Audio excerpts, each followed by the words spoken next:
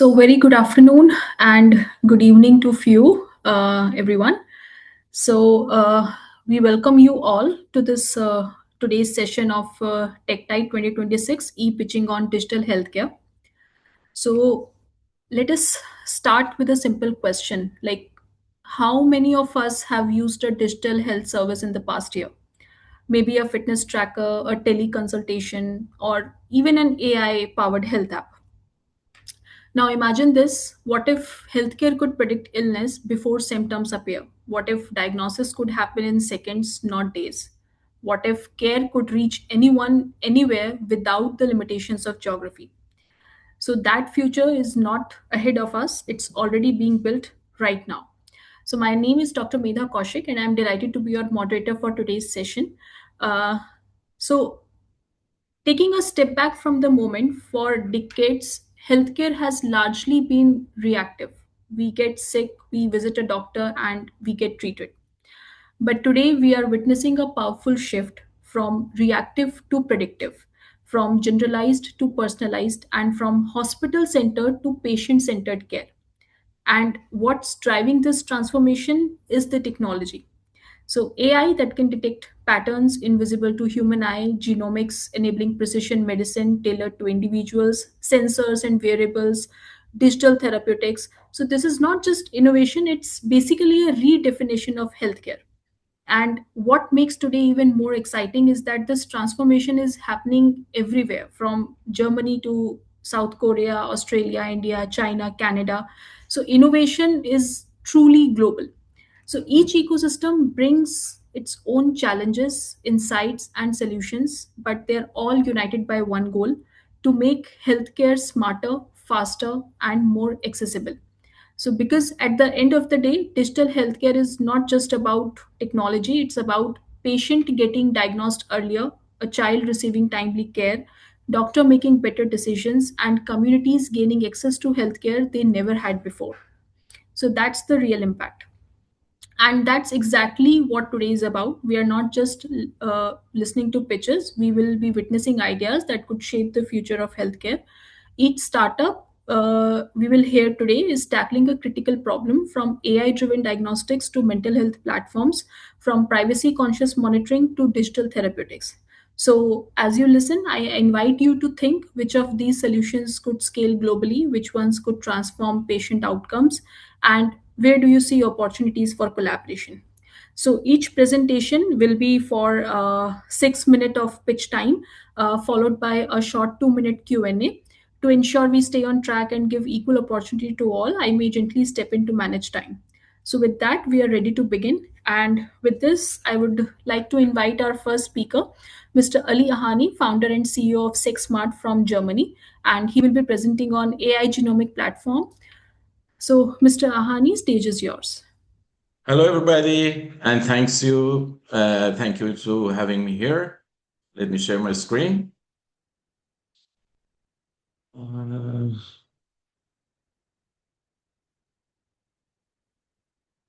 do you have my slides?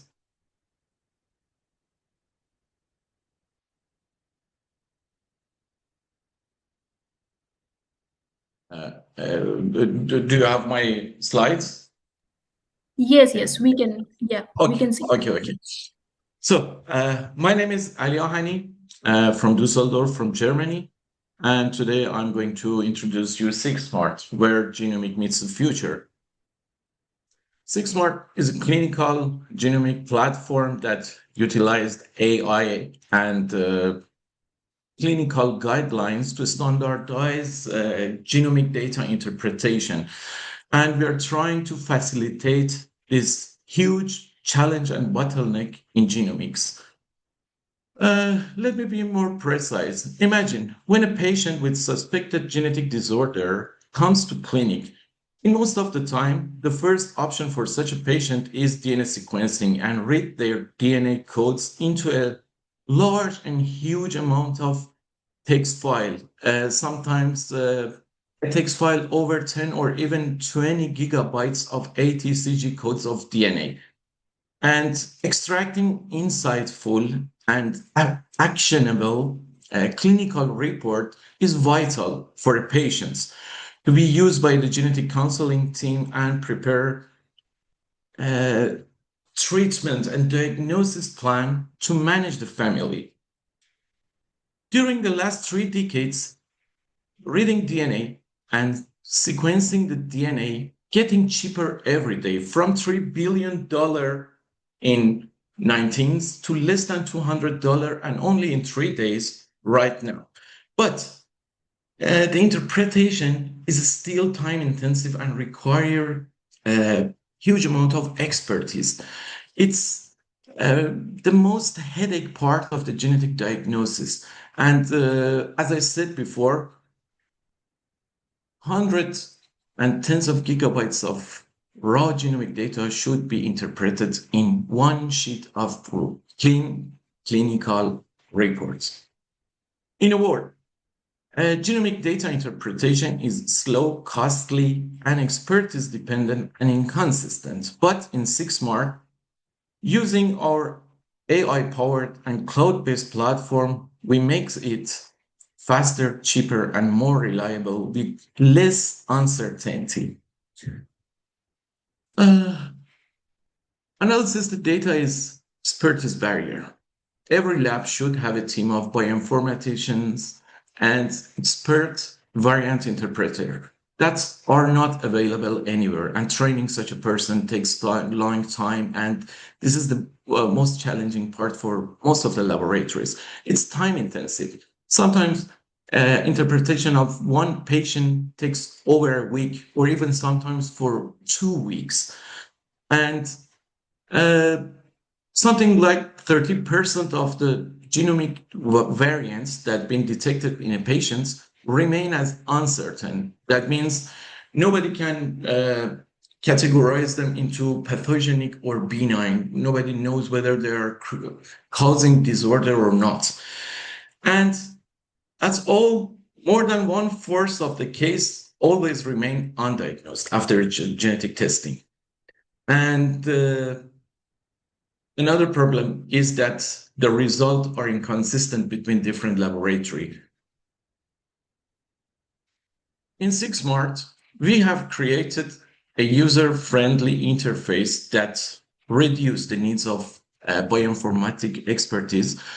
And also, we decrease drastically the time of analysis to less than 2 hours, or for some cases, less than even half an hour. And this reduction from a week to less than an hour can highly increase the turnaround time for patient. And during our last benchmark, we successfully reclassified 30% of the uncertain variants into the clinically actionable categories, for example, pathogenic or benign.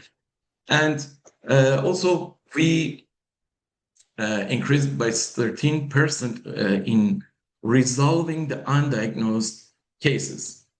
And we are doing all of this with 100% assurance and reproducibility. Because of the time, I don't want to go for the market, but our market being projected to reach over $40 billion in 2013, and there's so many opportunity in this market.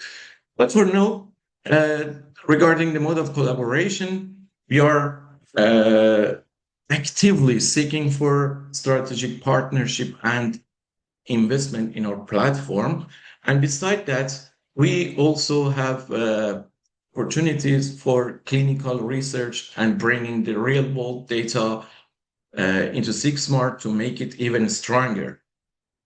And there's so many features staying on the line to be developed. And in this regard, we are appreciate any offer for co-development of our new features.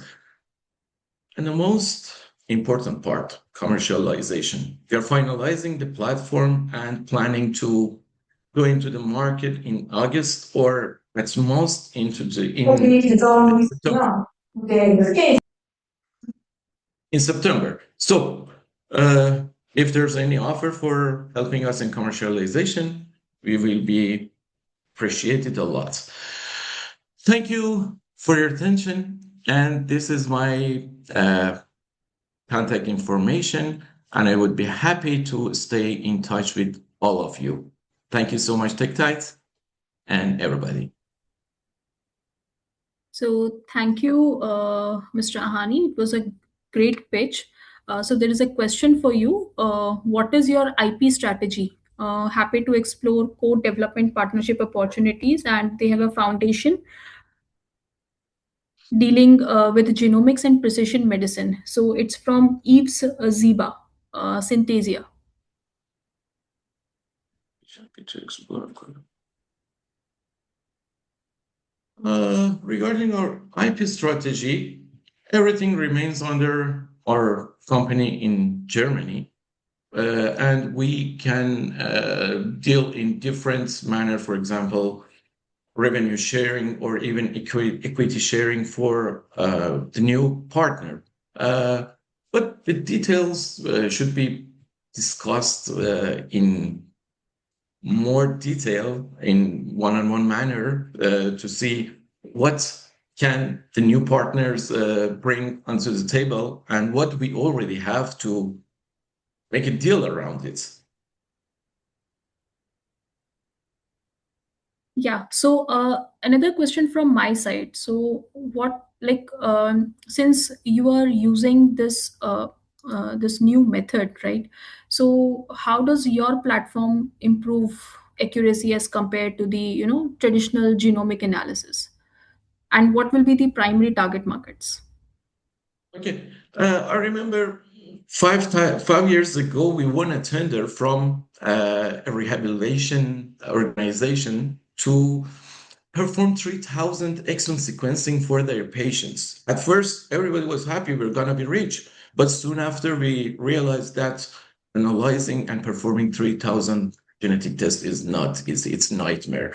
So 6 months start from there, and we are confidently reduce the time. We are staying in compliant, in total compliance with uh, international guidelines, and we use our AI-powered layer to increase the confidence of the interpretation.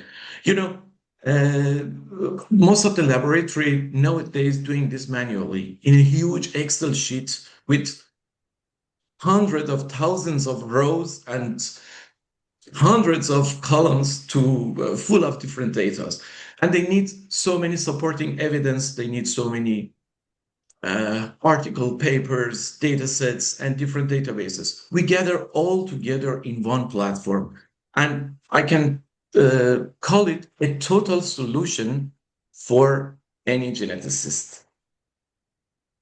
As well, I have to add this. We did a benchmark on over 300 real world cases from our previous experiences. And there's another 3,000 patients are in the line. And maybe in the next 2 months, we will go for this 3,000 cohort. It will really show us how SigSmart will going to work and how much value it can produce. That's wonderful. So we'll be taking last question for you. It's from Alia Feher team. What are the biggest challenges when integrating Six Smart into existing clinical workflows? And since it is a cloud-based platform handling sensitive genomic data, how do you ensure data security and prevent unauthorized access? You're in the middle of it. It's a nightmare. It's a nightmare. And I know every leakage or every breach in our data sets could be a catastrophe for our company and our future. So we are hiring recently, we hired a GDPR expert to help us in securing our data set. And also, we did a lot of penetration tests onto our servers, but still need more improvements. And GDPR and security is the most important part before going to the market. And this is our main challenge nowadays. And without overcoming to these challenges, we cannot go inside go into the market. By the way, we we prepared some kind of special peer-to-peer encryption that nobody inside in the middle of the way cannot have any access to the data. And it's we tried to keep it fully compliant with GDPR, especially the A9 article based on the European uh, AI law. And I know genetic information are really I can't find a good word to describe it. Just take it as a nightmare to handling genetic information, especially in Europe. Definitely, What, definitely. what we are doing. Yeah. So thank you so much. With this, we'll now move forward to our next presentation. For this, I would like to invite our next speaker, Kwangsu K. Cho, founder and CEO of 3R Innovation Inc. It is based in South Korea, and he'll be presenting on sensor native AI platform for youth mental health and learning. Hello everyone. Thank you so much for having me. Okay, can I start? Do you see my screen, Yes, my yes, slide?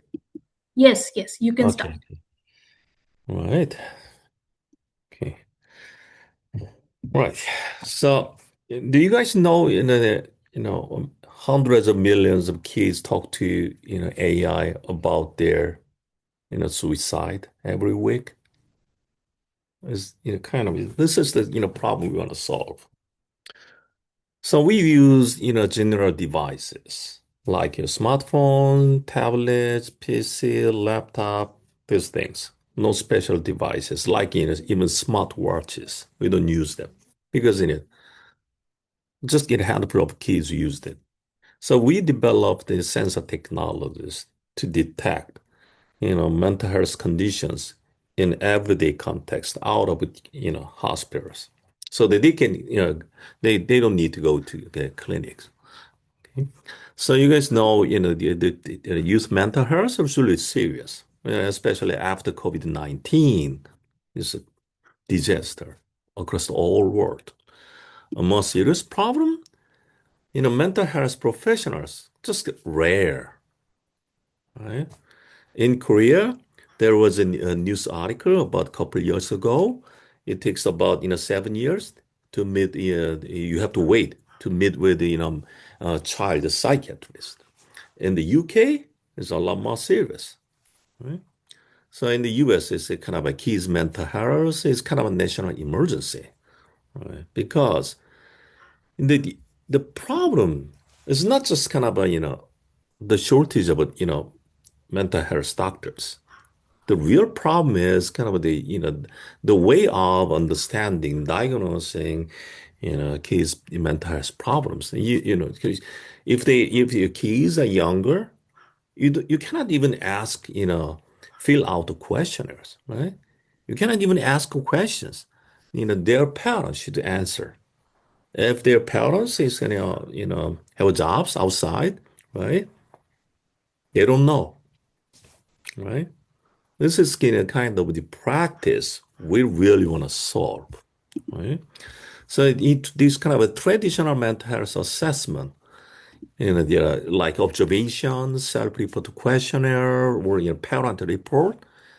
It's quite late to catch problems. So as concerned the parents about this kind of current practice in psychiatry, especially in child psychiatry, we started this company, 3R Innovation, as a spin-off of AI Institute of Seoul National University about 4.5 4.5 years ago, when we detect in the mental health kind of a signals, the early signals, right? So that before the mental health decline is too late. Okay, so we use the sensor data, right, from your devices, and we analyze how and what children focus, switch tasks, interact. So that's why we focus on attention changes.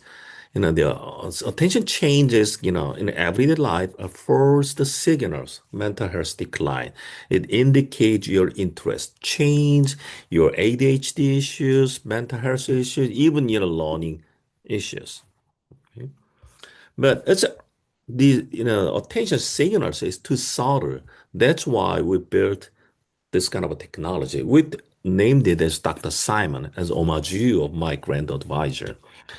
So Dr. Simon analyzes, eye tracking data, your voice data, typing rhythm, and touch and stylus patterns to detect these subtle but meaningful behavioral changes. Okay, so we have some publications about our approaches. Also, we just finished a clinical validation with the university hospital, and one of my favorite papers we published in psychological medicine.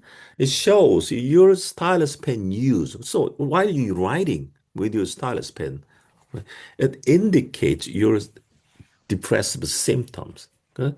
So basically, we try to catch kind of mental health decline signals as early as possible in everyday life.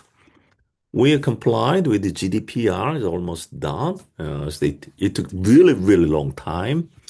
And based on Dr. Simon, we are trying to make a kind of a mental health ecosystem across the schools, homes, and clinics. We already kind of launched the service, Dr. Simon service for schools. It's called the Focus Pang. So it detects you can. So this is a real situation. So this video was taped about 3 years ago, or almost 4 years ago, by Seoul Metropolitan Office of Education. So the kids, students and teachers use our services. Okay, it's a real service, real classroom, and then while they use the tablets, they analyze the sensor data in the background of their tablets, and then we generate reports about their learning at the same time about their kind of attention and mental health kind of signals. Yeah.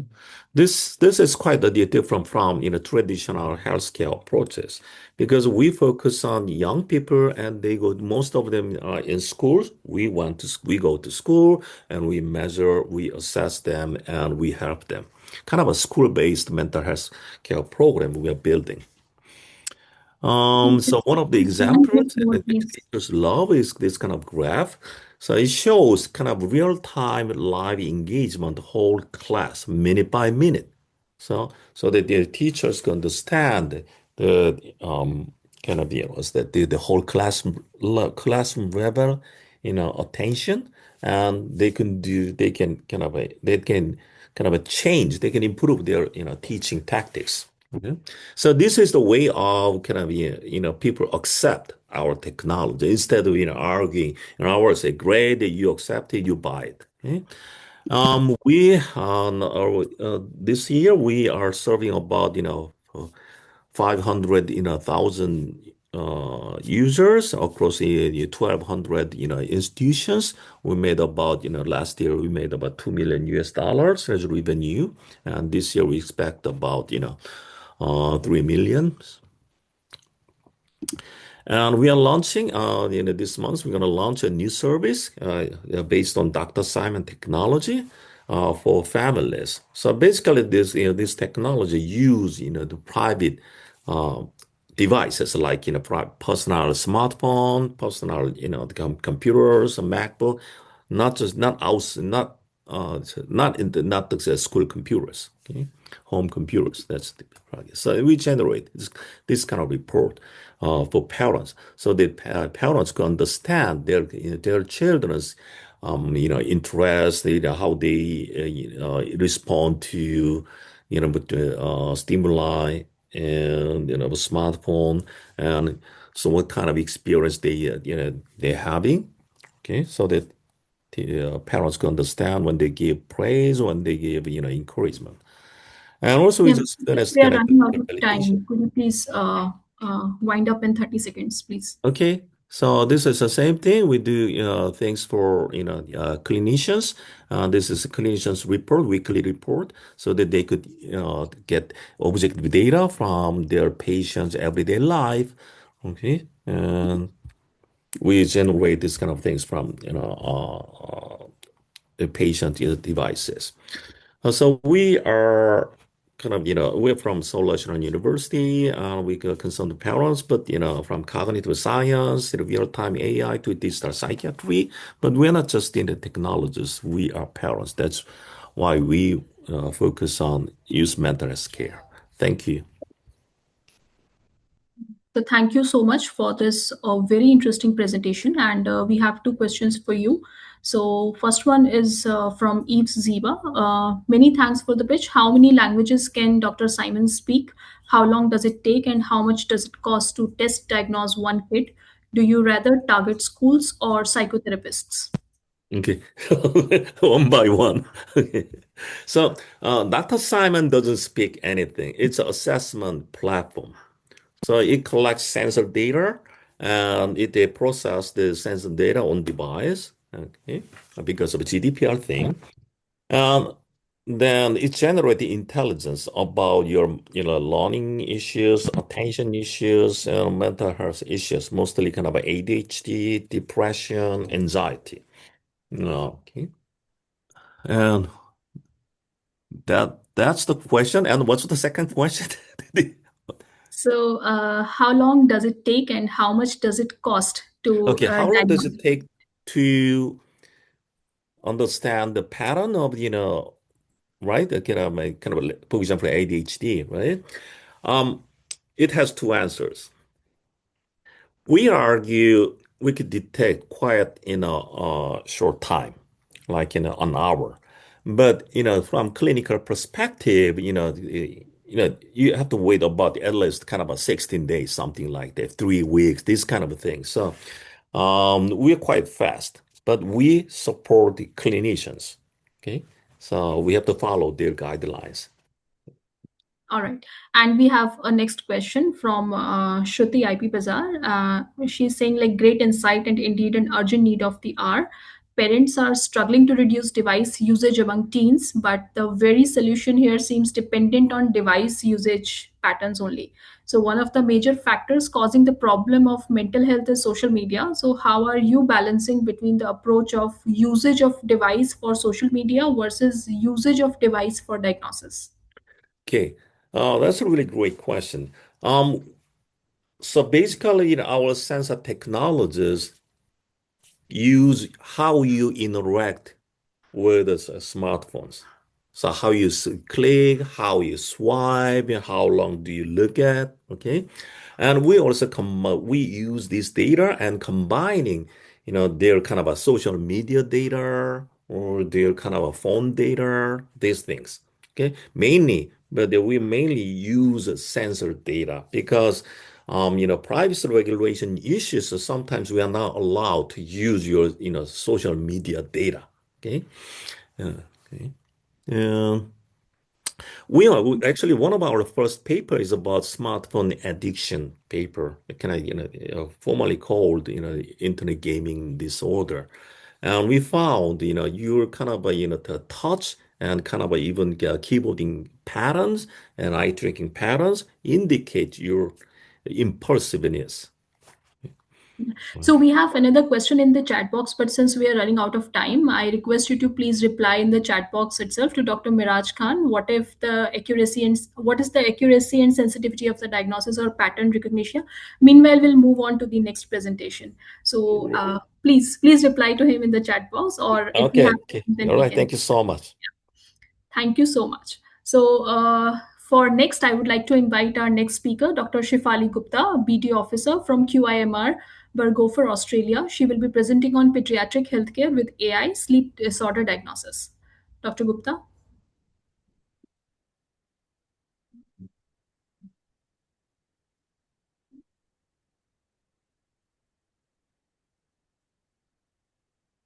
Can you hear me? Yes. All right. Thank you. Um, Yes, I'm Shifali. Thank you for the intro, and I'm speaking from Australia. And today I'll be talking to you about sleep disorder diagnosis in kids using AI. So before I start, I want you to answer how many of you have kids? Raise your hand. So imagine a parent of 5-year-old whose child isn't sleeping at night. They are sleepless, they are breathless sometimes, and the parent goes to a GP, and GP has asked them to undergo a sleep study. But when the parent goes to a hospital, they have been asked to wait for 2 years before they can get onboarded in the hospital, before they can actually get a bed where they can conduct sleep study. Now, this isn't a first world problem, but this is exactly what's happening in countries like Australia, United States, Europe, and in different parts of the world. And this is exactly what we are trying to end. So we are trying to end the 2-year wait period for children's sleep diagnosis through AI-powered automation. But this isn't just about efficiency. Like this isn't just about ending the 2-year wait period. It's about providing the right treatment to the right child at the right time. So, why is there a 2-year wait period in the hospital? Because of n number of reasons. The first reason is severe workforce shortage. So, the trained technicians in the hospitals, they take a very long time to do analysis, and the hospital capacity are maxed out. So, just to give you an example of Queensland Children's Hospital here in Brisbane, Australia, they've got like 6 beds in the hospital, and which leads to only 1,000 studies per year, which is a small, tiny number. If you look at the overall figure or the number of cases Australia receives on a yearly basis, it's like 45,000 cases. 1,000 studies is nothing. 40% of this waiting list are normally diagnosed normal, which means this 40% of the waiting list could have been triaged from hospital PhD to a home PhD system where they could have done the studies themselves and gotten in touch with the doctor. So that's what we are trying to introduce. We are trying to introduce a home PhD study where the studies can be conducted at home and then it goes in the cloud, and then the doctor have an access of the reports, and everything becomes so much more faster and efficient. Now, if you look in the US market, there is no FDA approved clear pediatric platform which exists in current date. There are platforms for adult space, but there is none for kids space. So there's a critical gap in the validated regulatory approved automation for children's diagnostic. If you look in Australia, in October 2025, which was just like a few months ago, there was a reimbursement approval from Medicare, which is a government entity through which you get rebates. There was a news that home PhD studies will be eligible for Medicare rebates. So government is also trying to push in this direction now in Australian market. So this is our solution. We are trying to substantially improve the pediatric at-home PhD by automation. The way it works is we integrate multiple signals like ECG, EEG, respiratory, oximetry. So we are not just a wellness monitoring platform. So if you have kids, you will know there are certain baby monitors which you put, the cameras which you put, in the child's room, so you can just track the activity. It is not a baby monitor platform. It is gold standard platform which matches human expertise. So it's clinical grade platform and gold standard. It enables at-home PhD home studies, so kids can or parents can actually triage from the hospital system and reduce the load on the hospitals too. Now, the platform, how do we know it works? The platform has been trained and validated on 3,549 retrospective data, and this is the largest pediatric data set globally. It has been reviewed by QCH, which is Queensland Children's Hospital sleep physicians, and we have received a sensitivity of 83%, which means 4 out of 5 children diagnosed correctly using our platform, and we received an accuracy of 0.87, which meets or exceeds the clinical threshold for diagnostic AI. Now, if you look at the size of the market, US alone received 150,000 pediatric cases last year, and we are planning to charge around $400 to $500 per study, which means if we have 5 to 10 hospitals in the US market, we'll be probably making approximately $5 million in annual revenue. So, why the hospitals will be inclined to use our platform? Because it's going to save them tons of money. Right now, a technician comes on board, they will do manual annotation, which takes them, few days just to do one overnight study analysis. So, which our platform can do within minutes. So, every hospital per study, they will be saving around $500 to $900. So, it's like a win-win for hospital, for parents, for kids, for everyone. So this is our financial projections, and we have everything in the data room. That in the year one, we are now getting into the clinical trial phase, and then regulatory approval, submission preparation phase. We'll be getting into as soon as we raise fund. We are currently raising fund. It's going to set us a foundation for Series A, which is going to be a $3 million raise. And then we'll be heading to FDA and TG approval, commercial launch. And by year 5 or 6, we'll break even, and probably will exit by year 6 as well. There are some competition in the space, but there is none in the gold standard clinical grade space for kids. I'm trying to rush. This is our team. We have got a couple of active collaboration. One is, of course, with Queensland Children's Hospital, and second is with Compumedics. So we are actually working. We don't know if we are going to get through, but it's one of the biggest hardware platform. So we are having a chat with them to get them on board, and we'll see how we go. The IP is owned by us, and we have the commercialization rights. We are now raising $1 million US dollars, and we have got a couple of investors already interested in the project, including lead investors. So if any investor out there in this in this conference, please reach out to me. And what is this going to unlock? Clinical evidence. So we'll be running clinical trial with your money. We'll be navigating the regulatory pathway, and the product will be validated in the real world. And this is going to set the foundation for Series A, which is going to be $3 million raise, probably in a year time. Now, probably will get acquired by one of the big hardware companies like Compumedics or Philips Healthcare, or we don't know how the collaboration is going to roll. But companies have exited at very high values in the space, like $116 million or $500 million, depending on which markets they have been into. So for us, probably by year 6 we'll be exiting, and our valuation will be around $100 to $300 million. And in order to get there, the value inflection point is completion of clinical trial, regulatory validation, that is TGA or FDA, and maybe getting our first 10 hospitals on board and getting an annual recurring revenue of $5 million. Thank you. So thank you, Dr. Gupta, for this wonderful presentation.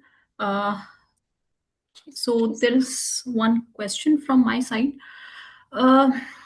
So there must be some, reference data or a reference point where you will be using it for, comparing your diagnosis while you were establishing the studies. So what is that reference data point which you have taken for, better diagnosis? Since you have mentioned that sensitivity is just 83% right now, and you need to improve the model as well. So what is the reference point you are taking? Because So ultimately the data will be from the EEG, ECG, which is again you have to measure while taking your child to the hospital, right? You cannot measure it at home, the EEGs. So again, the wait time will be same, because you need to get appointment to get the data, and then you lead to diagnosis. So what is the solution for that? yes, the benchmark is actually we are comparing with the human expertise, and so far we have compared with the human expertise. So there is kind of a discrepancy, like these out of this 3,549 data set, a portion has been used to train the model, and portion has been used for validation. So which means that these cases were already validated by humans, and we are using that as a benchmark and comparing what sort of accuracy we are receiving. So if you compare with the humans, we are very close to the human radar, like human range. So that's one thing. What was the second question again? That you need to capture EEG and ECG or other medical parameters while taking your child to the hospital. That can't be measured at home. So the diagnostic time will remain almost the same. It's just that once the data is fetched, then the time will be reduced, right? But until unless you have a raw data or a medical data Yeah. for diagnostic purpose, then how will you ensure that that time is limited? Yeah, that's a great question. So, no, we are not going to use hospital PSG system because, as I said, hospitals have limited number of beds. So, system will still remain very slow even by using our platform. So, we are planning to use home PSG system. So, we are developing a partnership with a hardware company now.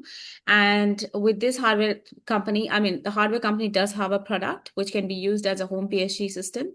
And once that study is conducted at home, so we will be sending the manual prescription, like how to use, all the instructions, how to use the home PhD system at home. And after the data is fetched, it goes in the cloud. That's when our platform comes into the picture. It does the analysis. So instead of like 2 years wait period, at so many places in the world, on the globe, so many people can use home PSG in the same go.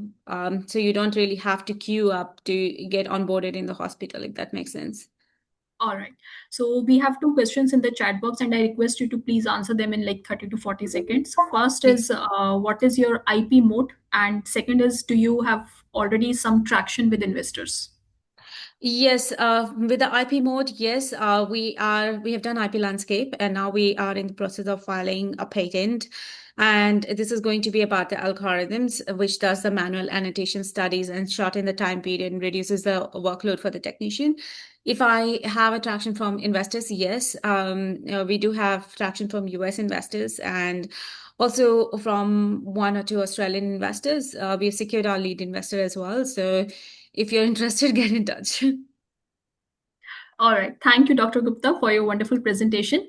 Now we would like to invite our next speaker, Wu Yi, CEO from ISNX China, for presenting on privacy conscious camera indoor human monitoring radar.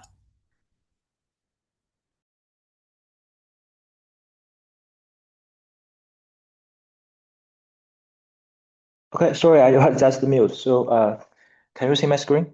Yes, yes.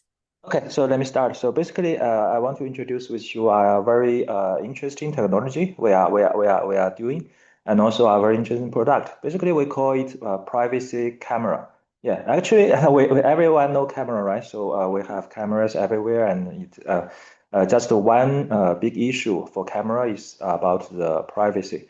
So we are using another kind of technology. It's called millimeter wave radar. So basically, it's radar technology and plus with artificial intelligence, so we can replace camera in some areas. So our company called iSync. Basically, we are focusing on the sensor plus with AI. So let me introduce some of the, yeah, sorry. So our company, so basically we are doing this kind of sensor fusion together with AI. And it's the world's first millimeter radar plus AI to get the human monitoring system. I will show you the result we can do and the performance we have.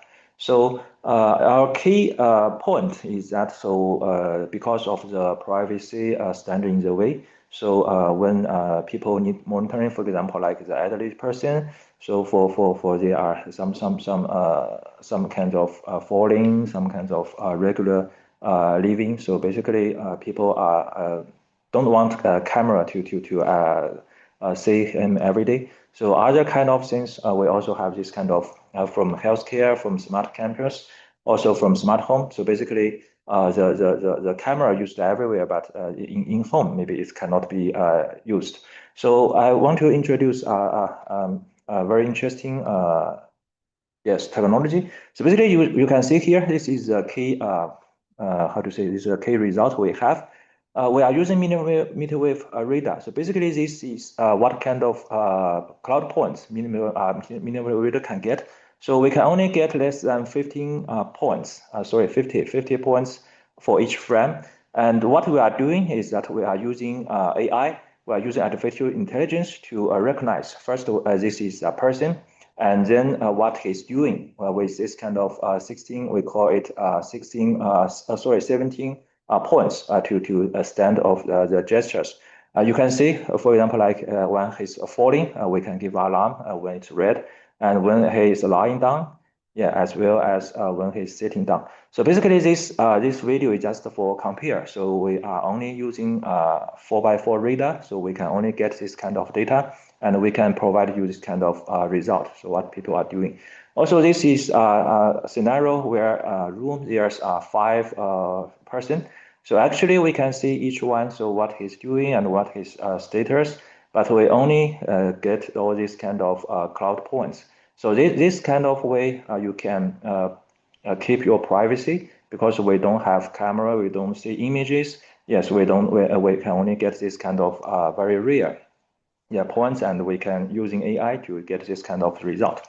So basically, this is what our technology is doing. And thinking about this is that because how to say for millimeter wave radar, so it start to be used very widely. So just it's not combined with AI very closely. So basically, what we are doing is that we are more focus on AI itself and try to understand so what this kind of radar cloud points is, and we have our own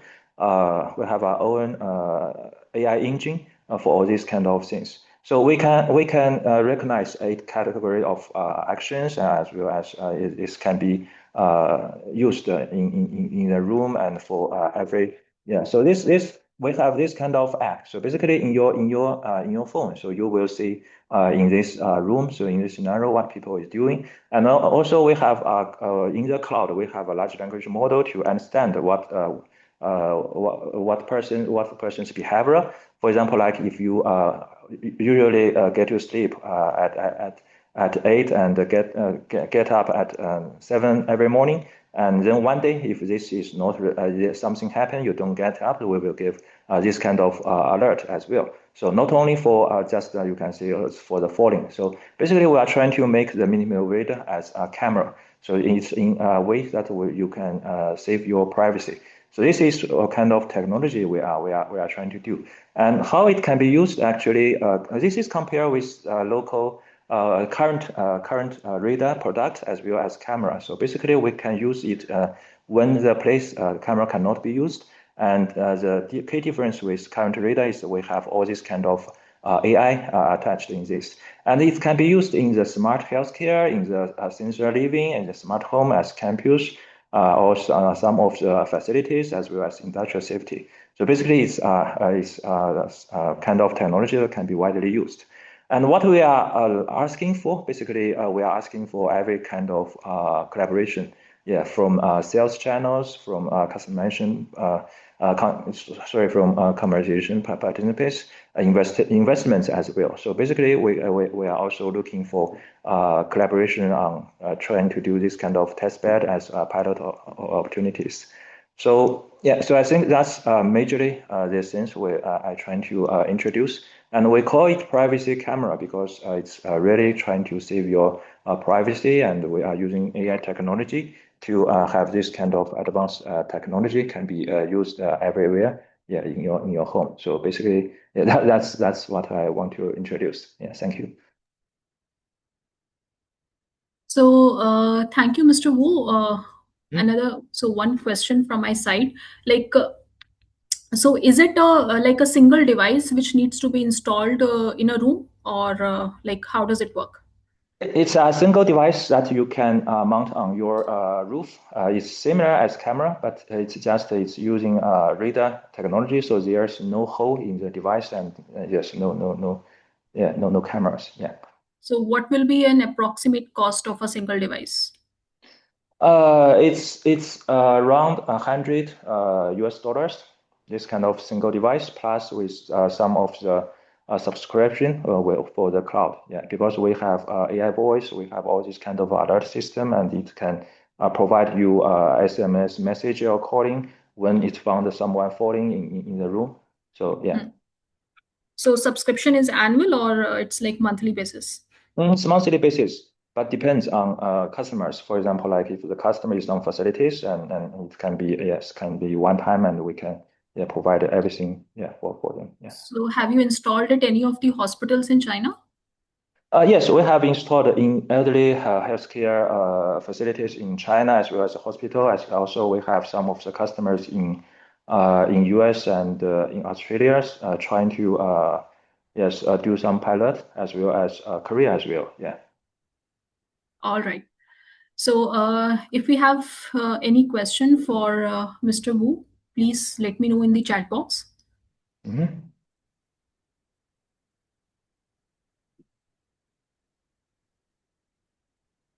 All right. So in case we have any question, please reply in the chat box. Thank you for this presentation, and I think we'll get in touch with you after this. Thank you. Thank you. Thank you. So now we would like to invite our next speaker, Dr. Peter Arvai, co-founder and CEO of Celismo from Hungary. He will be presenting on stroke detection system. Hi, sorry. I have a small problem. Just my screen share.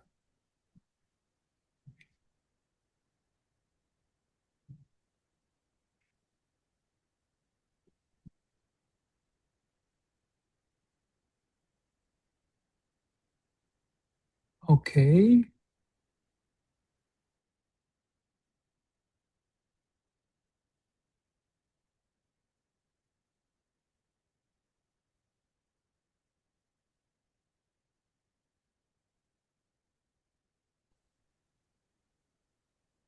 Hey, hi. Could you see me? Yes, we can see you, but the screen is not visible. Yeah, sorry. Maybe now? Yes, now it is. Okay, sorry. Thank you. So, good afternoon, everyone. My name is Peter Arvai. I'm a board certified neurologist, and I am the founder of Celismo. For years, I have been treating stroke patients at the hospital.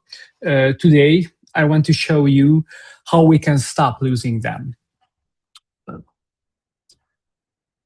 Okay, so stroke is one of the biggest health problems in the world.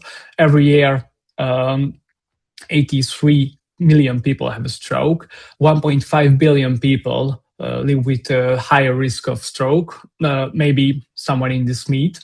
And here's the hardest part. We only have 4.5 hours to treat it. After that, the damage is permanent. Most patients arrive too late, not because treatment doesn't exist, but because no one noticed the stroke in time. So we ask the simple question as doctors: what if the watch on your wrist could notice it for you? Celismo turns any smartwatch into a stroke detection system. No new hardware, no extra device.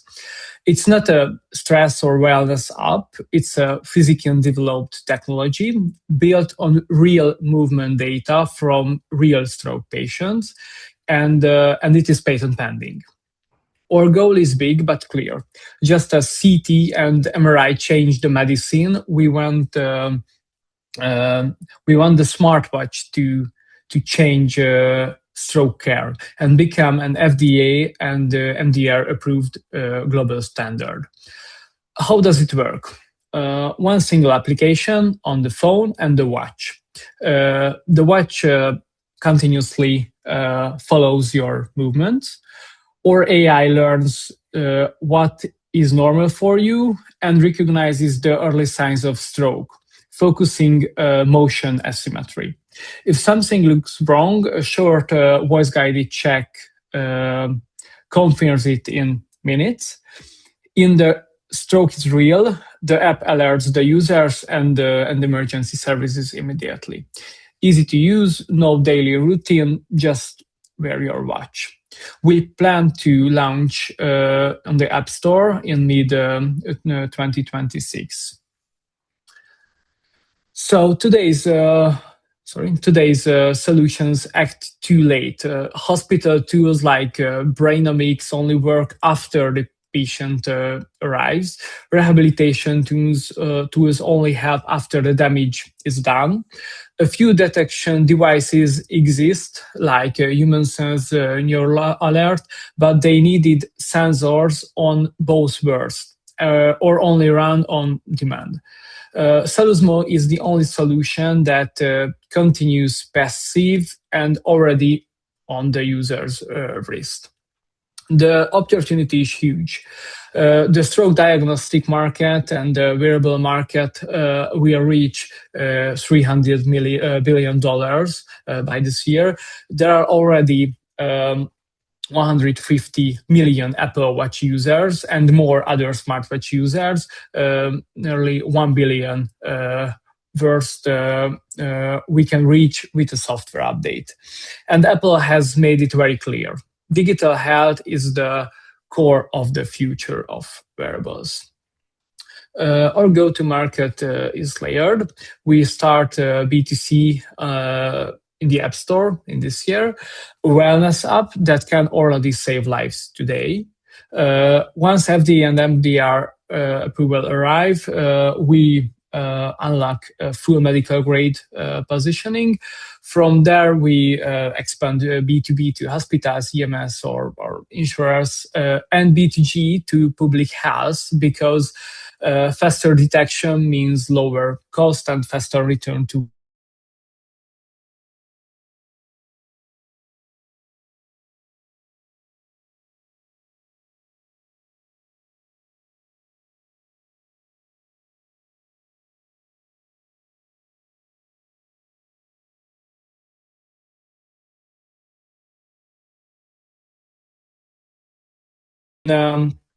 intend to our first in finally we closed and now we are raising our seed round and launching in the App Store. FDA and the our approval are for 29, and then the global medical device market opens. Stroke is only the beginning. The same platform, motion data and medical data, can be extended to Parkinson's disease, epilepsy, post-surgical monitoring. So this is an app today, but a full objective neurological monitoring system tomorrow. Salusmo is built by a strong team. I lead the Sorry? Peter, your slide is still on strategy. Can you please move it? Are you changing the slides? Sorry? I think because of the network issue, yes, the slide is still on the strategy slide. Now it has changed. The strategy slide. So the team and the next step slide. Yeah? Yeah. Okay, so I lead the clinical and medical side as a neurologist. Levente Petu leads our AI and machine learning. Gabor Tóth brings the health economics and startup experience. We are raising 3 million euros at 14 million pre-money evaluation. This funding will take us through FDA and MDR regulatory pathway, clinical validation, and the App Store launch. To save millions of lives, we need three things: development, data, and investment. If you're interested, please reach out to me at peter@salusmo.com. Thank you. So thank you, Peter, for this insightful presentation. So does your solution integrate with emergency services too? Oh, sorry? So does your system integrate with emergency services too?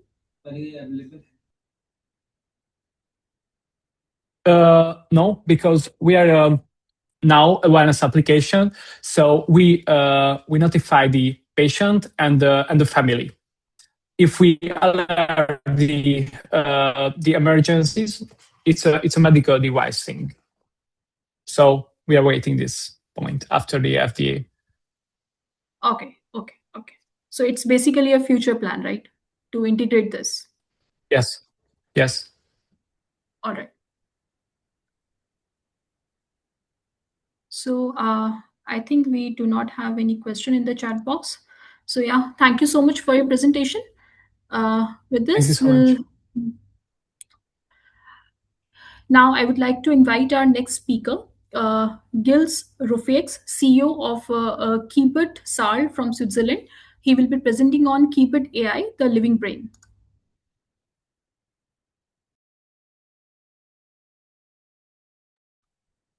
Good morning, everyone. Do you listen to me? Yes. Hi. I will share my screen. Hi. Nice Yes. to meet you. Same here. Nice. Vite before. Partager. Je peux partager.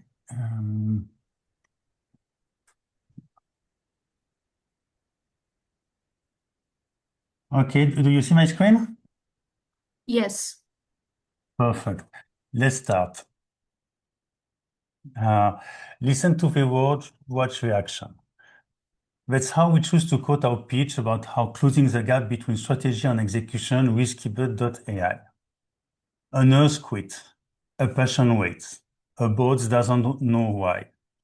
This is strategic misalignment. It happens in every industry, but in healthcare, the cost is human. I'm Gilles Ruffieux, founder of TEKTiTE.ai from Switzerland. We make this visible before it's too late. Behind every misaligned priority, real people pay the price. The World Health Organization says 1 in 10 patients is harmed in hospital care. 80% of that is preventable. Harvard Business Review say 2/3 of strategies fails, not because the strategy is wrong, but because no one sees where the execution goes. As a result, patient suffers, staff burns out, budget bleeds, and the board has no idea. Because the tools they use show what people declare, not what actually happens. We run TEKTiTE on an hospital network. In 2 hours, here's what came out. 60% of all activities was going to compliance, not surprising today. Quality of care, the number one priority, was getting 8%, only 8%. 3 people were doing all the strategic works, no one on the board knew. Why? Because every tools they had, project trackers, status reports, steering committees, showed what people declared, milestone marked green, initiative labeled on track, but none capture what the real effort went, who was carrying the load or what had quietly stopped moving. The data looked fine, the pictures was empty. TEKTiTE is a strategic execution platform, but built on a knowledge graph.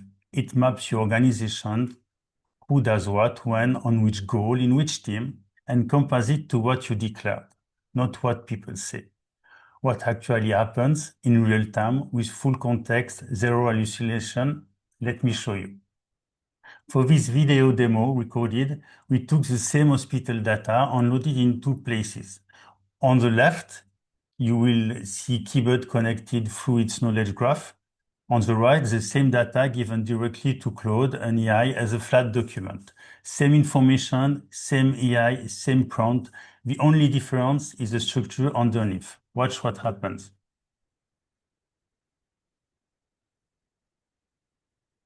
Compare the same data with the 2 tools. So we have here extract all the data, organizational structure, strategic priorities, risk register, project portfolio, and project detail. Here we saw the 4 strategic objectives, the project, and the same detail here. So let's compare.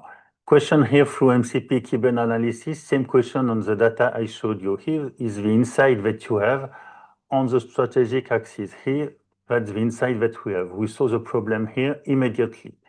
Then if we go to project, where some projects that are at risk, this one, the 3, has not been identified at all, and the drift has not been signaled also. If we go to resource, here, something really stunned me here. Sophie Morel is really overcharged and here has not been identified. And if we go to recommendation, you see clear, easy to read recommendation. Here is more recommendation, vague, on how to take decision on it. We compare the same data, completely different answer. And this is just the beginning. What you saw today use only the structure of the data, about 1% of what keyboard will show in 6 to 9 months. With activity signals, we see who really moves what. With history, we detect strategic drift, not after the fact, but as it happens. Context is always right, zero hallucination, because every insight is grounded in real connection, not statistical guessing. 2 hours to see the problem, 1 week to brief the board, 3 weeks to fix it. Patient get care faster, staff stays, budget stop bleeding. The board leads with real data, not report. We don't go to hospital alone. We work through consulting partners. Today, your diagnosis take weeks or even months. With Keybird, you work in day one with a clear picture, build on real data before your first meeting. Between mission, you keep watching, your clients stay aligned, you stay valuable. Your methodology don't change. Keybird just make them sharper, faster, and harder to replace. Every hospital can do better, not because people are not trying there. Healthcare professionals are some of the most dedicated people on earth, but the system makes misalignment invisible, and invisible problems don't get solved.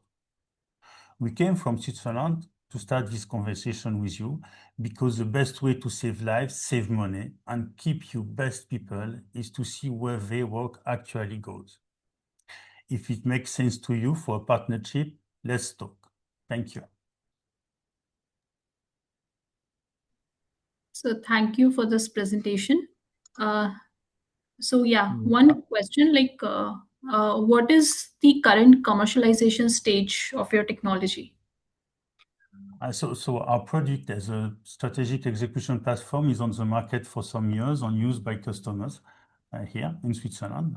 And now we're adding the AI based on the knowledge graph that we have underneath our technology. And this is starting to be commercialized now. Now we are starting real tests with our first customers now. All right. So I think we do not have any questions right now in the chat box. If anything comes, please. Yeah, so there is one question. Can this application be extended to other fields of administration too? Yes, sure. I mean, this problem is almost general. We love to work in healthcare because healthcare, there's real life behind this, but you can see in administration, in almost every company, this kind of problem costs 20 to 25% of normal company revenue. I mean, it's biggest waste that every company have, and that hasn't been really addressed so far. All right. So thank you so much for your presentation. And I think one more question. Scary to see how hallucinations can impact organizations dramatically. How big is the problem? Yes, thank you for this question. When we made our test,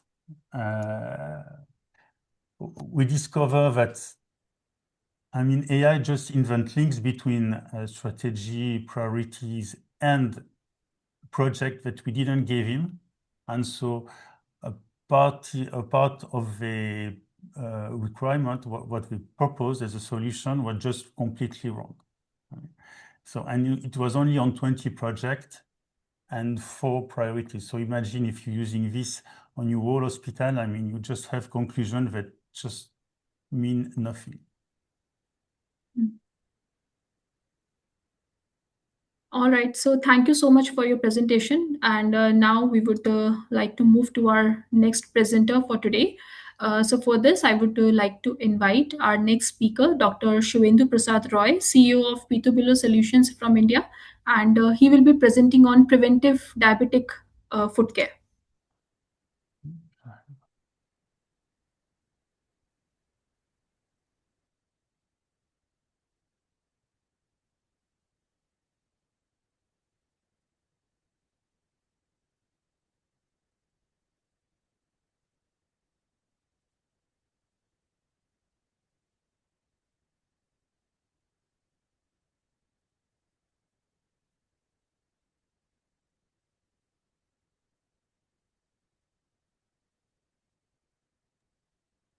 Can you hear me? Yes, yes. Can you see my screen? Yes. You can see my screen? Yes, we can see your screen. You can start. Okay. So before starting my presentation, I have a disclaimer. I have used some photographs. They can be mentally disturbing, but for better understanding of the problem, I could not found any other alternatives. So I have used those photographs.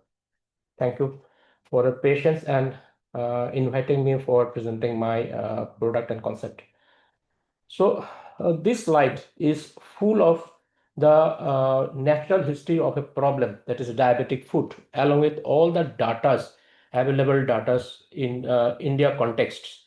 If you see the whole slide, it is a full of data, the number of diabetic patient, number of diabetic foot possibilities, and total number of ultimate end results of diabetic foot that it can be. This slide represents the impact of a diabetic foot, not only financial, but also social, not to individual, but to the society and the whole country. So diabetic foot is not a single incident. It's a social problem now, social health problem now, because of the huge number of diabetic population in India and the possibility of conversion of active diabetic foot disease in a long-term diabetic patients. The scientific evidence, it has enough proof that with a structured preventive program, most of this diabetic foot complication can be prevented. Unfortunately, in current scenario in India's healthcare structure and system, the preventive care for diabetic foot is not so much elaborated or not uh, as practiced because of lack of awareness, not among the patients, but also among the healthcare service provider. The reason behind this awareness, we can identify it as lack of any national protocol, or the whole healthcare system of India is largely depending on private setup, and also the private setups are largely depending on standalone clinics. And those standalone clinics are not governed by any controlling system or any controlling body. The problem of preventive diabetic foot care is identifying the high risk population who can have diabetic foot problem, identifying them and start a proper education and giving them proper preventive methods. The preventive method is nothing, just changing the lifestyle and changing the footwears. So in this whole problem, the basic issues, we can pinpoint the problem is identifying this population in the current scenario of healthcare structures. So here we came with our innovation. So we have developed a compact device which can identify all the major clinical points like loss of plantar pudendal sensation, that is a part of neuropathy, loss of blood circulation, that is PAD, abnormal plantar pressure, along with combining with other medical parameters, history, clinical examination of the foot, other medical conditions. We have followed the current recommendations recommended by the International Working Group of Diabetic Foot. It's a renowned organization, and most of the countries, they are following their guideline for their preventive diabetic foot care. So we have a device and we have a software. That software is server-based, and the server-based software, it collects all the information, and ultimately from these informations, they creates a recommendation. It creates a recommendation for the healthcare service provider, who can directly take the decision what need to be done for this patient as a preventive care. So how we are different from the market? Currently in the market, there are devices available for detecting all these risk factors, but they are all separate devices. Instead of those different separate device, that means separate controlling panel, separate method of examinations. So the clinic has to be set up three different workflow. Instead of that, we combine all those things in a single device, in a single workflow, and it is connected with our software. So all the data can be managed between this device is connected to the software. So all the data can be managed between these two, the server and the device. Along with this detection of this high-risk population, we are also providing preventive methods. The most common modalities of preventing diabetic foot is offloading the pressure on the foot in a neuropathic foot. Because of the neuropathy, they lost their protective sensation, loss of plantar protective sensations. And there, basically, we need a total contact shoe inserts that can offload the day-to-day pressure on our plantar sole. And that can prevent the formation of ulcer in the long term. So this is clinical results of using this type of insoles for our patients. This is my own clinical experience. What is the preventive diabetic foot care market potential in India? So according to the data in 2021, the recent data also says that the Indian population of diabetes is around 101 million. As per the government record of 2019, India has a estimated 69,000 hospitals and more than 1 lakh clinics across the country. Targeting even 10% of this establishment, if we can target, we can get a huge number of market size. So at present, our product cost is estimated to be as 8 lakhs, which is equivalent to 8,000 US dollar. This will include a single subscription for the server for 5 years along with the device.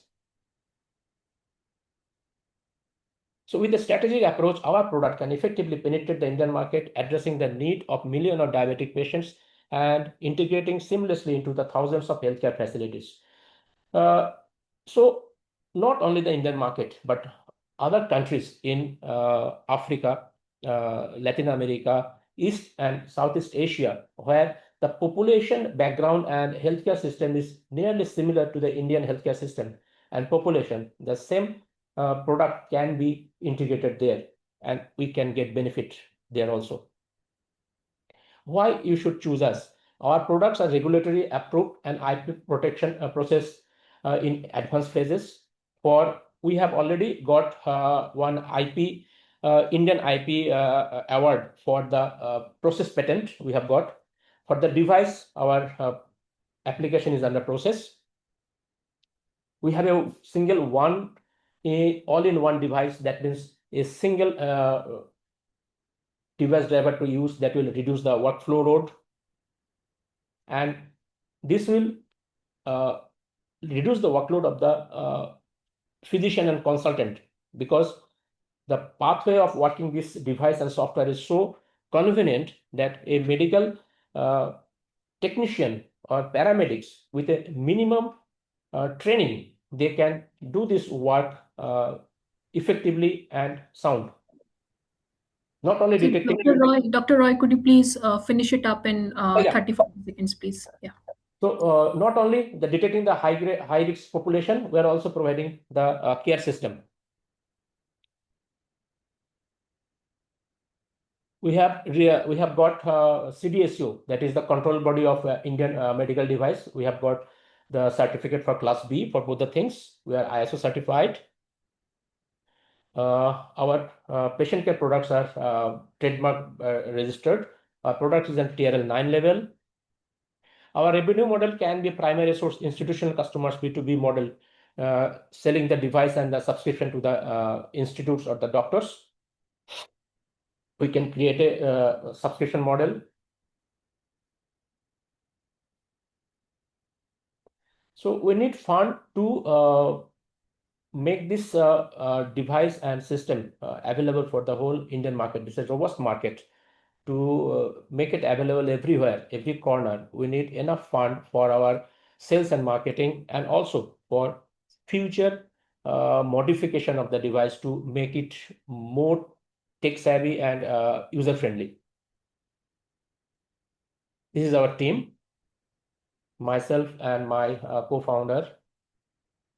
This is our technical team who is helping us for all the backend activities with research, commercial manufacturing, and our financial handling. Thank you. Thank you very much. So thank you, Dr. Roy. Just a quick question and short question to you. Like, what are the outcomes in your pilot study, which you might have, done while developing your product? So, what are the outcomes, or how effective is your device? What have you find? So in the lab testing during the process of developing this software and device, we could get nearly 99.9% accuracy of these things, whatever the possible outcome model. And now we are in the phase of doing clinical trials. One clinical trials at the phase of ending. Another clinical trial will be started shortly in next few months. Actually, two clinical trials will start in the next few months. So this will give us actual results as a on field on patients. Our initial thought process was to involve the clinicians directly for validation of the data and collecting the data. But after going through our lab testing, lab environment testings, we thought that this could be suitable for giving the physicians a break for involving with this all time-taking screening process rather than involving the medical technicians, so that the physician can more concentrate on their works and their workload can be reduced, considering the huge patient bulk load in our OPD loads in Indian scenario. So our current ongoing research is hinting us some way, but it is under process. So let's the clinical trial finish, then we can come with the published data in next few All right. months. So thank you so much for your presentation. If anyone is having any question to Dr. Roy, please put it in the chat box. And meanwhile, we'll move on to our next presenter. Now, I would like to invite our next speaker, Dr. Miraj Khan, founder and CEO of Digibiomics Inc. from Canada. And he will be presenting on lung sense, precision diagnostics, and personalized lung care. Thank you, Dr. Meda. You see my screen? Yes, yes. Okay, so before going to jump into my product, I'm gonna ask a question. Can you tell the risk behind a cough?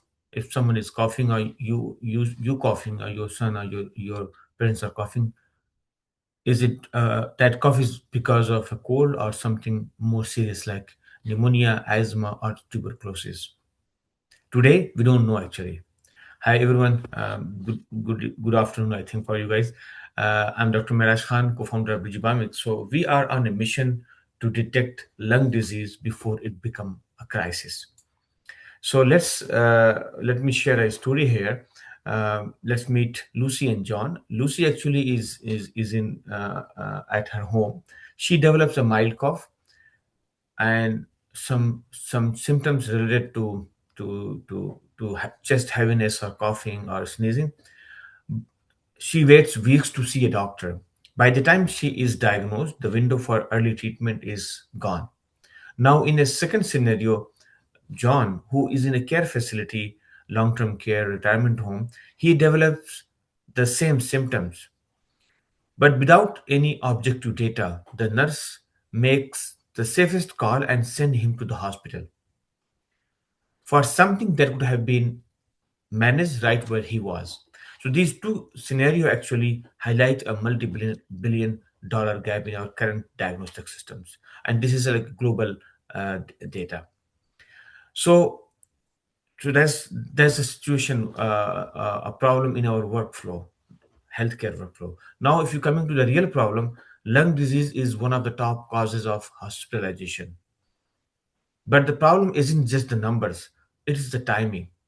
The detection happens late, with frequent misdiagnosis and poor triage. The misdiagnosis actually is it's in even in top-notch hospital it comprises from 25 to 30%, and in some cases between early symptoms of lung cancer and COPD, the misdiagnosis goes even beyond, sometimes up to 30%, 35%.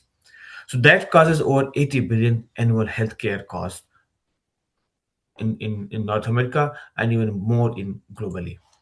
So we asked a simple question: what if detecting lung disease was as simple as recording a cough on your phone? That's exactly what our product Lung Sense does. It analyzes the cough sounds, imaging, chest X-rays, and clinical symptoms, providing a risk score and triage recommendations within seconds. With all this, with having this tool, we could save billions in healthcare costs along with lives and suffering. So let's walk through the workflow, how this is gonna implement it. So the workflow is very simple. A patient coughs into the mobile app or device. We have a device as well, and our AI engine analyzes the signals collected through this app, acoustic signals, breathing crackles, and clinical symptoms, and based on that, they generate a risk score, triage recommendation, and real-time monitoring dashboard for health practitioner. So the market is huge. We know the global lung diagnostic market is in billions and is still growing. We are targeting to the long-term care, retirement home, and remote clinics and telehealth providers, because the need over there is very critical. In retirement homes, mostly the old age patients, old age residents are there, and they are very susceptible for lung problem. So just capturing 1% brings us 60 million annual recurring uh, revenue ARR by 2030. So it shows the criticality and need of market, along with that the size.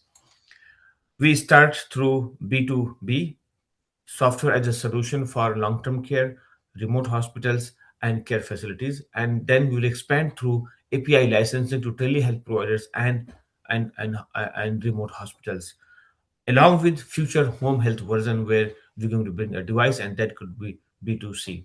So we have one platform but three revenue streams. LungSense is the only platform that combining acoustics, imaging, clinical symptoms into a single AI engine.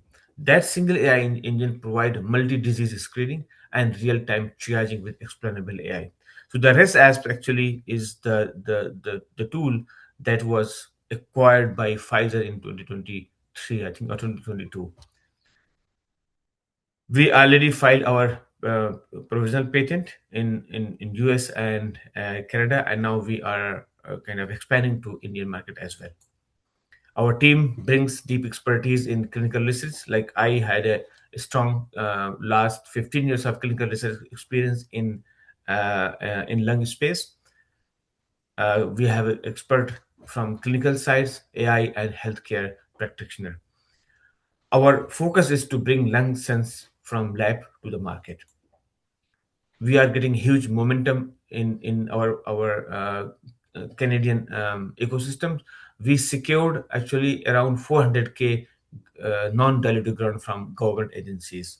Our clinical data collection is happening. We are also in a discussion for paid pilot in long-term care in our province, Ontario. And we are supported by many government agencies in Canada and US to make this product, to bring this product to the market.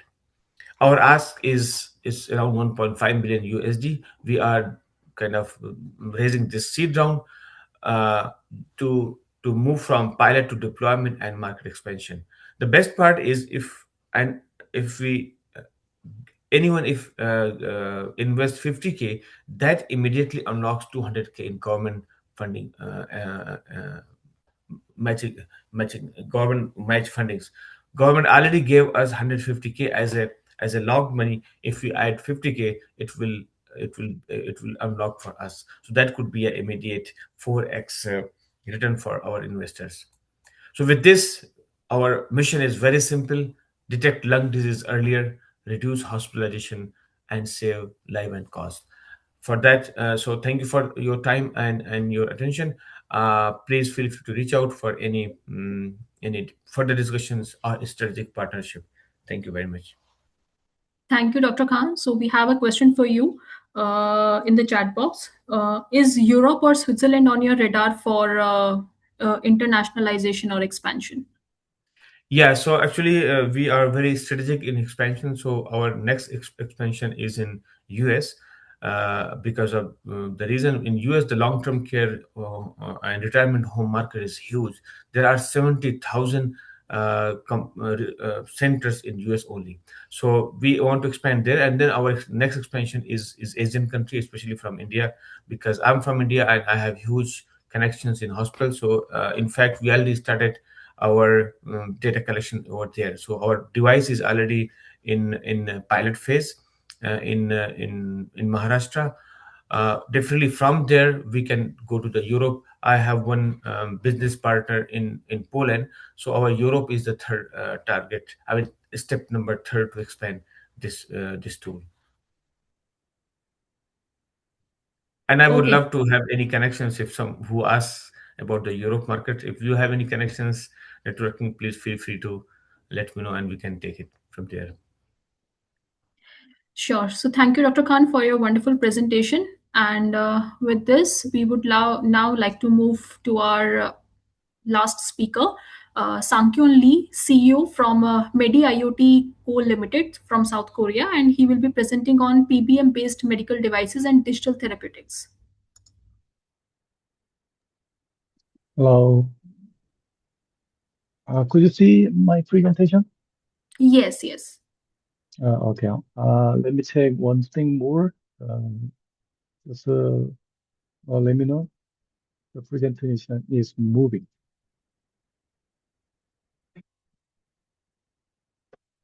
It's moving? Yes, it's moving. Oh, thank you. All right. Hello. My name is Sangkyun Lee, CEO of Medi IoT. We developing a medical device that treats eye diseases using light. What if eye diseases could be treated anywhere in just 2 minutes without drugs or injections? That is exactly we are building right now. Today, just remember two, two, two strategy. You'll see what that means. Okay?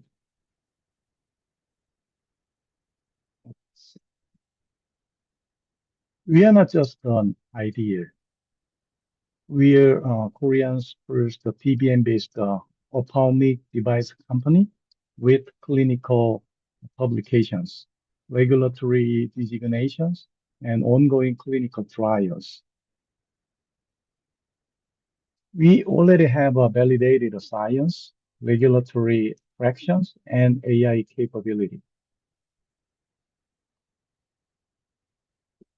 Today, chronic eye diseases have no real cure. Treatments are temporarily invasive and require repeated hospital visits.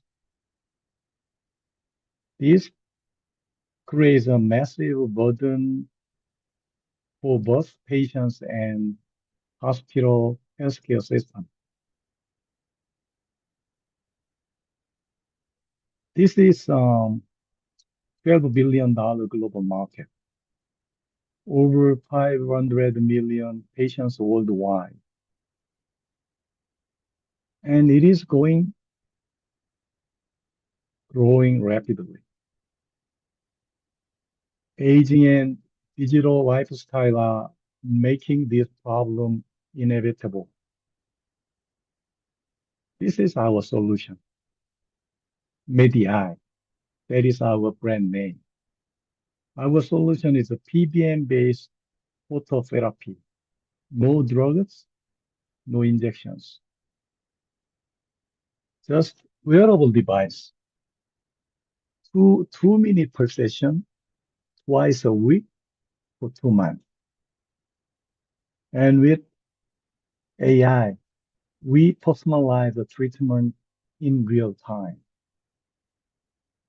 This is not just a device. This is a new treatment paradigm. We already have a strong biological validation. In dry eye, increased tear production. In dry AMD, ready-to cell death. Clinical trials are on the way. We are moving from validation to commercialization. Our strategy is simple and scalable. Start with hospital, then expand into home use market. Target regions, US, Canada, Europe, Southeast Asia. We are actively seeking strategic partners and co-investors for global expansion. Oh, I forgot one thing to mention at the beginning. Our target indication is two indications, dry eye syndrome and dry AMD, which is dry aging-related macular degeneration. In summary, we are solving on unmet needs with the validated technology and a scalable global strategy. MIDI and MIDI IoT is redefining how eye diseases are treated. Thank you very much for your attention. And below of this presentation show my contact list. Please, anytime is okay. Just send me email or messages if you have any questions.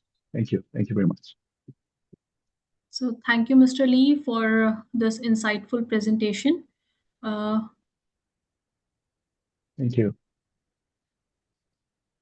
So is it is your device already available at the hospitals in Korea? Are you already in collaboration doing the trials? Thank Or you for if your. you have expanded it to other countries as well, or planning to? Yeah, actually, you have many questions. Just let me go one by one. We have two versions of the device, this one and this one. Okay. This is the wireless version of our product. The other one is the medical device. Right now, as I mentioned, we are doing ongoing uh, clinical trials for dry eye syndrome, and we are preparing the exploratory clinical trial for dry AMD. And for the wireless device, uh, our device will be available in the market. I think it's late of this year, I think. Yeah, we're trying to actually put this device in the market right now. All right. So thank you so much for your presentation. And with this, we have come close to today's session. And today we spoke about a future where healthcare is predictive, personalized, and accessible to all. And over the past 90 minutes, we didn't just talk about that future, we saw it. We heard from innovators across the globe, from Germany, Korea, Australia, China, Hungary, Switzerland, India, and Canada, each bringing forward solutions that are not only technologically advanced, but deeply impactful. So, but beyond the technology, what truly stands out is the intent to solve real problems, intent to improve lives, the intent to rethink how healthcare should work in today's world. And that is what makes digital healthcare such a powerful space, because it sits at the intersection of innovation and humanity. So, with this, I would like to extend my sincere thanks to all our startups for your inspiring presentations and groundbreaking ideas, our audience for your engagement and thoughtful questions, and the TEKTiTE team for bringing together such a meaningful global platform. So, thank you very much. And if you have any questions or you wish to connect with each other, please leave your email in the chat box so that we can connect later. So, yeah, thank you. Thank you, Raisa, for coordination. Thank you. Thank you all. Yeah, thank you.